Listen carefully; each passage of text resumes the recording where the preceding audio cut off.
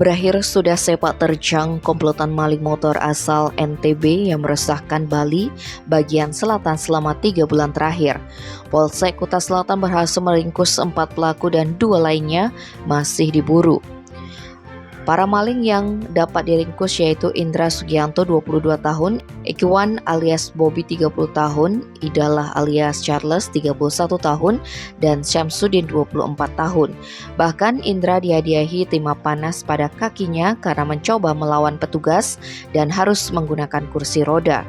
Pengungkapan jaringan tindak kejahatan pencurian kendaraan motor ini bermula dari laporan korban berinisial Ahmad Jayudin atau Liah 25 tahun.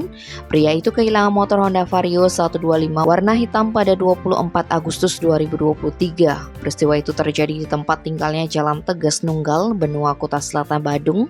Ternyata hari itu ada laporan lain dari Seunoska Yori 23 tahun bahwa telah kehilangan Honda Genio. Selain itu, seorang bernama Robik Handra Adita 24 tahun juga melaporkan kehilangan Honda Scoopy. Dari hasil penyelidikan dan pengumpulan bahan keterangan di TKP yang dilakukan aparat, diketahui bahwa pelaku berjumlah 6 orang berikut ciri-cirinya.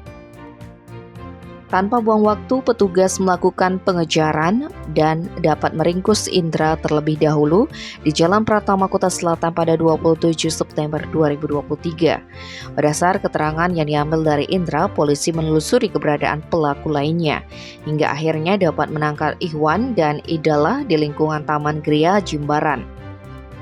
Berikutnya, tim Opsnal juga dapat membekuk Syamsuddin di Jalan Kediri Kuta.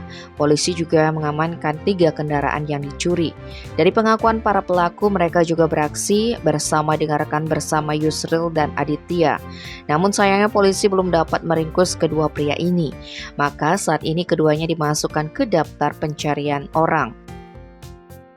Saat pengembangan barang bukti, polisi menemukan 3 sepeda motor lainnya yang merupakan hasil curian mereka, sehingga total ada 6 kendaraan hasil curian yang dapat diamankan dan 1 kendaraan yang dipakai pelaku saat beraksi. Selain 6 unit yang sudah diamankan, kurang lebih ada 30 unit lagi kendaraan hasil curian itu dikirim via pengiriman ekspres ke NTB untuk diperjualbelikan. Atas perbuatan komplotan tersebut, mereka disangkakan pasal 362 KUHP tentang pencurian dengan pemberatan, terancam pidana penjara paling lama 7 tahun. Tim Bali Express melaporkan.